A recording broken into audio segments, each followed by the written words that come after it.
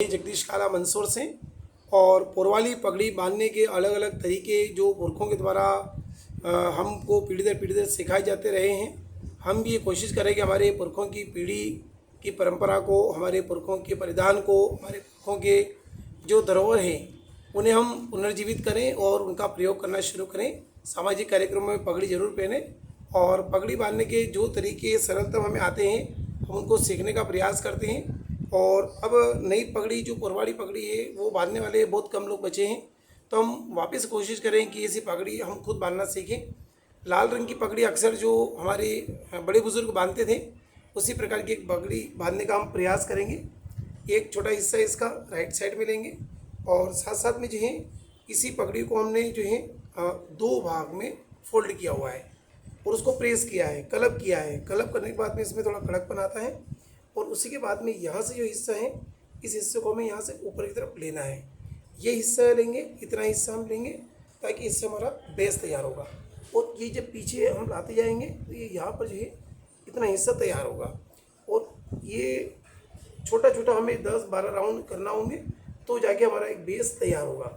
और ये जो बेस तैयार होगा इस बेस के आधार पर भी हमारी पगड़ी का हिस्सा बनेगा।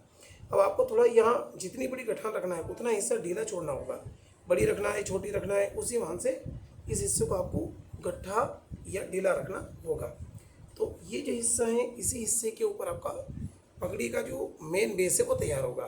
तो हमने मान लिया पहले स्टेप में यहाँ तक लिया और यहाँ लेने के बाद इसको इस हिस्से पे लिया और यहाँ से फोल्ड करके पीछे ले गए और वापस एक एक आंटी देते हुए हम आगे की तरफ लाते जाएंगे और यहाँ से इसको आगे की तरफ बेस तैयार करते जाएंगे। एक अंगूठा यहाँ रखते जाएंगे और ये इस तरह से हमारा पीछे वाला जो बेस है ये तैयार होता जाएगा और ये पीछे की तरफ जाएगा और यहाँ से वापस इसी तरह से हम इस बेस को आगे की तरफ लेते ही जाएंगे और बार बार जब लेते जाएंगे तो ये हमारा बेस जो है यहीं से तैयार होता जाएगा। और इसी बेस के आधार पर जो है हमारी पगड़ी का जो मूल आधार है वो यहाँ से तैयार होगा।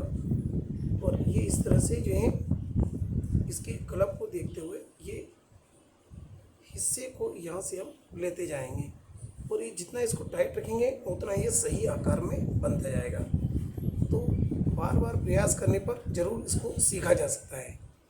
ये इस तरह से यहाँ पर, तो आप भी प्रयास करें आगे इसी क्रम।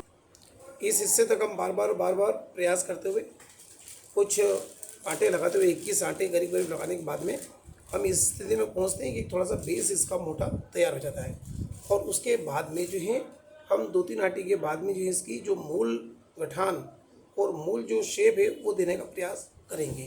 तो यहाँ तक हम आए हैं और यहाँ हमने अंगूठा रखा है ताकि हमारी जो गठान के लिए जो जगह खाली चाहिए वो यह लगी रहे और उससे जो है ये थोड़ा सा टाइट भी रहे। ये इस प्रकार से पुरवाली पगड़ी हमारी तैयार हो गई है और सभी में थोड़ा सा कुछ अलग तरह का स्टाइल उसमें रहता है। और